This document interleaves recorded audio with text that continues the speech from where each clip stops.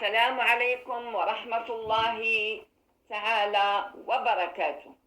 دائما في نفس خط العداء للمغرب يخرج كالعادة الرئيس المعين قال عشر شيراتون لدولة الخسائر بمناسبة عيد الميلاد ديال 77، وبدل أن يتلقى الهدايا بهذه المناسبة هو المفروض قام هو بتقديم الهدايا لكوبا الشيوعية التي يعلم الجميع أنها مؤيدة للحركة الإرهابية ديال بوليزيرو، لأن كوبا التي تقبع وراء المحيط الأطلسي تعلم أن العسكر البخربي سيظل سخيا في العطاء لكل من يعترف أو يتقبل اللقيطة الجزائرية بوليزيرو. البون الذي شعبه يعاني كل ويلات الخصاص والحرمان اجتماعيا، اقتصاديا، سياسيا، دبلوماسيا، أخلاقيا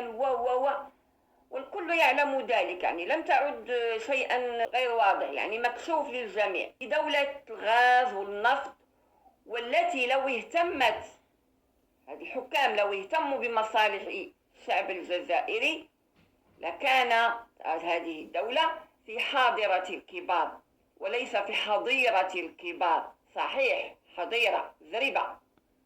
فما هي هذه الهدايا اللي قدمها تبون لكوبا؟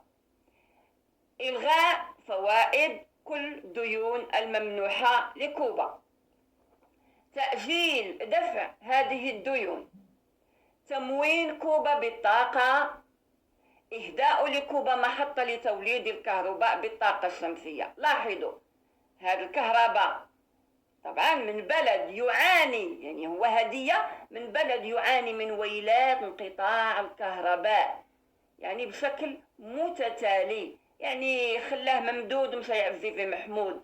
صب يا عمي صب. صحيح كوبا استطعمت استلذت واستباحت أرزاق الجزائريين أكثر من 50 سنة. الجزائريين الذين استكانوا للذل والقهر والحقرة طأطأوا رقابهم لحكم العسكر، يعني حكم عسكر قاتل.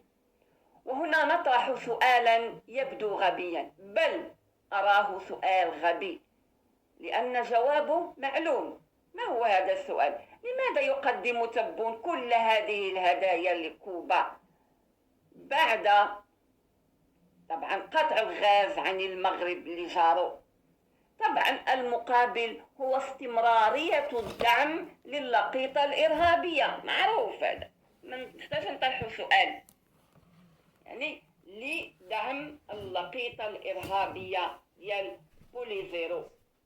وكذلك هذا جديد، كذلك للحصول على مشفرات كوبية تضاف للدرونات الإيرانية التي قدمت للجزائر الجنوبية للبوليزيرو. يعني ما لا يصنعون، ما كيصنعوا، ما كيخترعوا، ما كيقادوا، فقط واخدين من إيران، واخدين من كوبا باش يعطيو بيبي ديالهم بوليزيرو للتشويش على الدرونات المغربية التي قهرت النظام العسكري ولقيطته. إنهاك طبعا هذا الشيء منه لماذا؟ هو الهدف إنهاك وإشعال الحرب بين البوليزيرو والمغرب لإشغال المغرب بمعارك جانبية مع البوليزيرو لتتمكن الجزائر الشمالية من تجديد ترسانتها العسكرية المهترئة البخربية التبونية، وذلك تمهيدا كما أشارت بعض التقارير المخابراتية الأمريكية لإعلان الحرب المباشرة على المغرب في 2025. لاحظوا معي المعادلة. عادة الدول المحترمة الرزينة تخطط مستقبلا للبناء والإعمار وللحياة، أما دولة الخسائر الدولة الدموية الشيوعية الشيعية تخطط للحروب وسفك الدماء والهدم والخراب والحرق وكل ما هو دمار. وهذا هو الفرق بين دولة المغرب رابح وبين حظيرة الخسائر خاسر.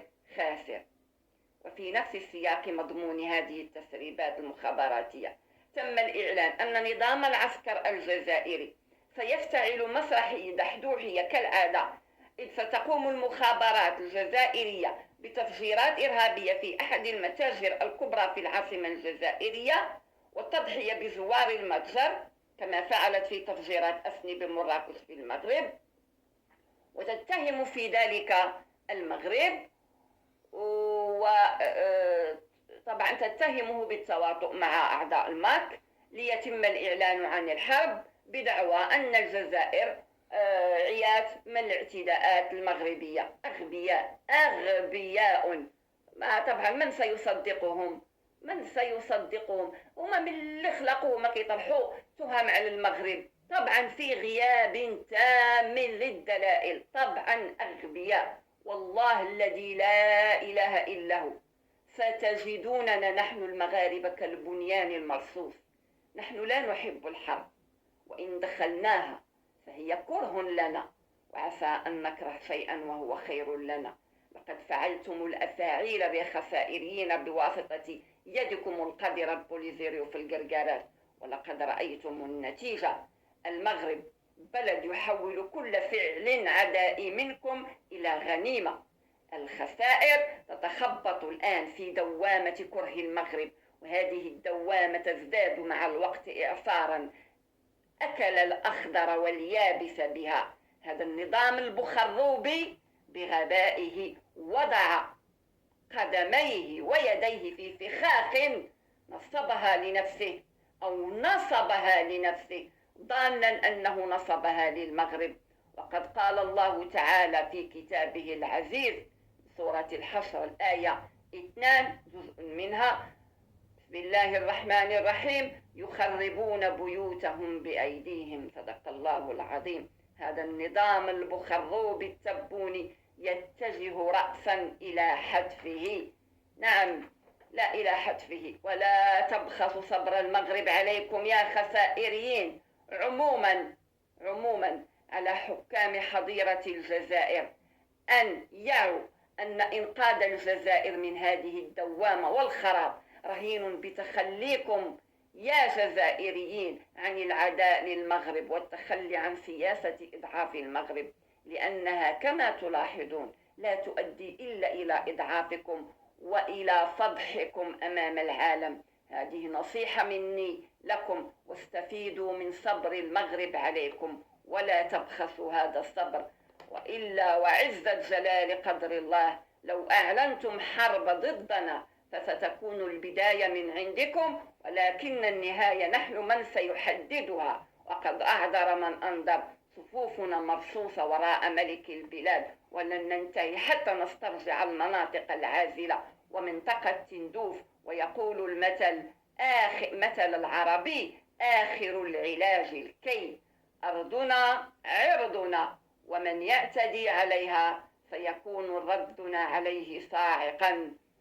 وعودوا لتاريخ المغرب يا بلد 62 سنة، وقد تكون نهاية حكم العسكر البخروب على أيدينا أمام فشل هذا الحراك الجزائري مريض. عاش المغرب ولا عاش من خانه.